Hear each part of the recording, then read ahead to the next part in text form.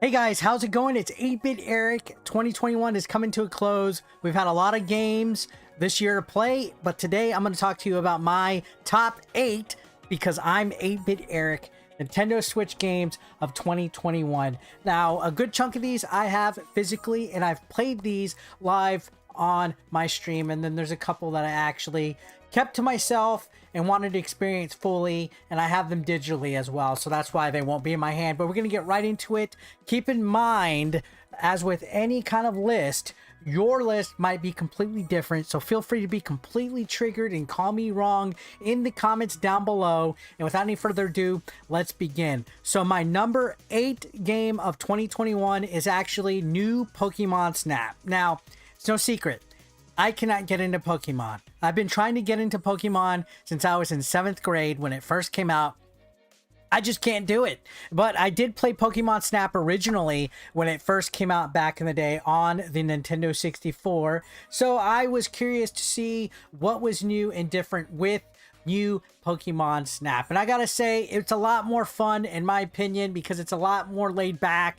It's more chill. It's a point and click on rails type of game where you take photos of Pokemon doing certain things or eating or just being natural. So it's like being at a safari wilderness ride where you get to go in your car and the ostriches come in and try to eat you alive. So yeah, I enjoyed it for what it was. Again, I'm not a big Pokemon guy, but I liked it because it was something brand new in a year that we've had all sorts of different ports coming over from new consoles. So technically this is not a remake. It's a not a reboot or out. Well, it says new in front of it, so I guess it is a remake. Screw me, I'm stupid. Now, coming in at number 7 on my list is WarioWare.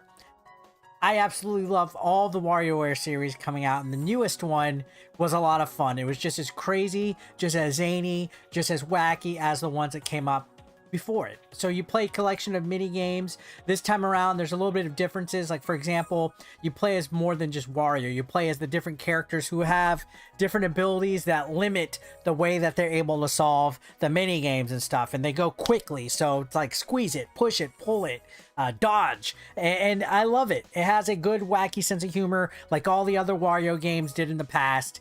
This one was a nice little fun diversion. It's a little short, but there's a lot of replay value, especially if you want your friends to come over and play it with you. I had it fun for what it is, and actually I have a big shout out to one of my subscribers who sent me this game digitally. So Daryl Best, here's your shout out, man. Thank you so much for the game. I appreciate it, and I had a lot of fun with it, so thank you. Now, next up in my game, top games for Nintendo Switch 2021, I have Mario Golf. So I actually played this on stream a couple times, and I made several videos talking about it. I, for one, am not a big golf guy. I don't like the sport, but I've always found the Mario games to be pretty entertaining, pretty decent for the most part, because they break up the monotony of a kind of boring sport, and they have that wackiness. This one had golf adventure, but also like a speed golf type of thing where you and everybody hits at once and y'all could run to your ball and try to make it in first, or make the goal, I guess, whatever you call it, the par. A lot of fun. The stage is pretty innovative. Like, you know, there's like a big mountainous area with tornadoes and you have to avoid those, and different types of enemies on the maps like chain chomps and stuff. So it can be quite difficult. I had a lot of fun with this one. It's at least worth a playthrough, especially if you liked Toadstool blah. I am tongue twisted. I meant Toadstool Tour. Man, I cannot talk. Say that 5 times fast. Anyways, I liked it. It was a lot of fun. Now, continuing on with the top 8 of 2021, we have an RPG game. Now, it's no secret, if you've asked me before my live streams, what's my favorite RPG? I'm not really a big RPG guy, especially a JRPG type. I'm more of like a Skyrim or a Fallout 4, something like that, a little bit more Western RPG. But I did check out Bravely Default 2 when it came out earlier this year, and I enjoyed it because it played a lot like an old school turn-based RPG. It did have its limitations compared to some RPGs of today, but I spent a lot of hours using the rest mode feature. There's a rest mode feature in here that allows your characters to explore and gain experience experience and get different items and stuff. That had my Nintendo Switch running all night long with this game in it. But I also had a lot of fun just grinding and killing enemies and just kind of playing through the game. I didn't play the first Bravely Default game, which I believe was on the 3DS, but I sunk a lot of time into this one. So not half bad. Not half bad. Continuing on, we have another game that I would say is a JRPG, but it's a little bit more of an open world action hack and slash game. I previously played other versions on the Wii U and the PlayStation 4 of this franchise, and I just can't really get into it. But this game, Monster Hunter Rise, kept my attention quite a bit. I played this online with some friends like RGT85 and played a few others, and I got really addicted to grinding and hunting down the monsters and getting my characters buffed up and stuff like that. So if you've never played Monster Hunter Rise on the Nintendo Switch, I think you definitely should, because it's probably one of the best Nintendo Switch games out there.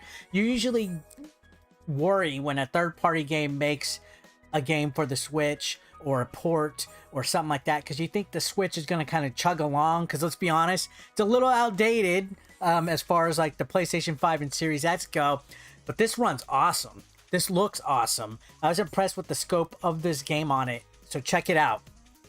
Monster Hunter Rise. I played 3 and Generations and all that. I can't get into it, but I enjoyed Rise, and it's a Switch exclusive. Now, continuing on, we have a game that technically isn't a 2021 release. This came out over a decade ago. It's part of my favorite series of all time, Legend of Zelda. Love it. My favorite series. But this is not my favorite game in the franchise, and that's Skyward Sword HD. I was excited to hear that Nintendo would be porting it over, because I remember just hating the waggle controls to do the sword and holding it up and all that. They made some quality of life improvements to the game, some controversial decisions involving the amiibos, but for the most part, the game was a lot more enjoyable to play this go around. Again, it's a port. The last year or two of the Switch's lifespan, we begin a lot of these Wii U and even Wii ports sent over back our way to fill the void of the missing first-party titles. This one, I didn't mind it. I actually would like Twilight Princess and Wind Waker HD to get a Wii U to Switch port as well, just to round it all out, because we have all the Zelda games basically on the Switch now, except those two. So yeah, awesome. Had a lot more fun this time around. I will say the boss battles are awesome. They're probably the best boss fights, but the grind, like the dungeon exploration, because it's like a little bit different of a Zelda game, just some of these areas just take forever. So I don't know. Now, continuing on, we got my second most favorite game on the Switch. It's a franchise I really am not a fan of. I like maybe like 2 other games in the franchise, but I had the opportunity to play this one, and I was hooked line and sinker the whole time, and that's Metroid Dread. Now, every time I talk about Metroid, I always get flamed by the Metroid fans out there for not really liking it. My most favorite is Super Metroid and the first Metroid Prime. Now, this one, I would say, beats out Metroid Prime for my second most favorite. So, Super Metroid is still up there, but I had an enjoyable time exploring, avoiding those Emmy bots or the Ellie bots. I don't even remember what the fuck they're called, but the big hunter bots that chase you in those certain sections.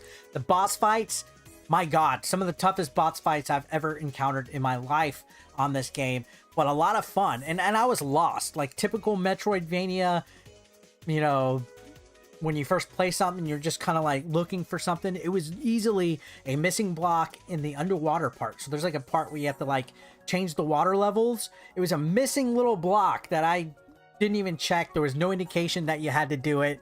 And I remember me and RGT85 were calling each other while we were playing this at the same time, asking each other what the hell to do. We're like, hey dude, did you beat this part yet? What did you do to get past that part? And it was just very good memories all the way around playing this game, and I'm not even a Metroid guy.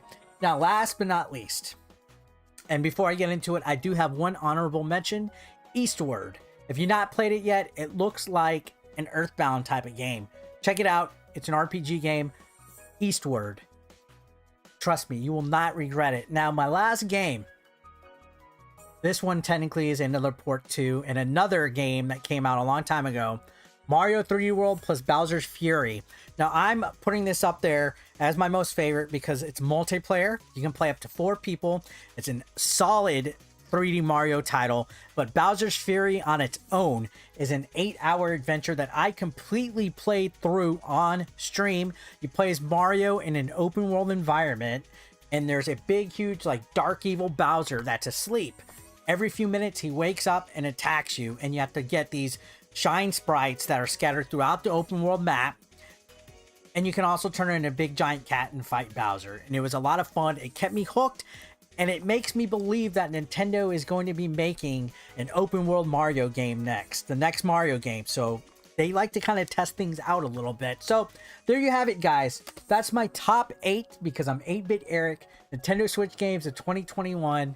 Hope you guys enjoyed the video. Thank you so much for watching as always. I will see you on the next one. Leave your comment down below. Subscribe if you haven't. I'll see you around. Peace out.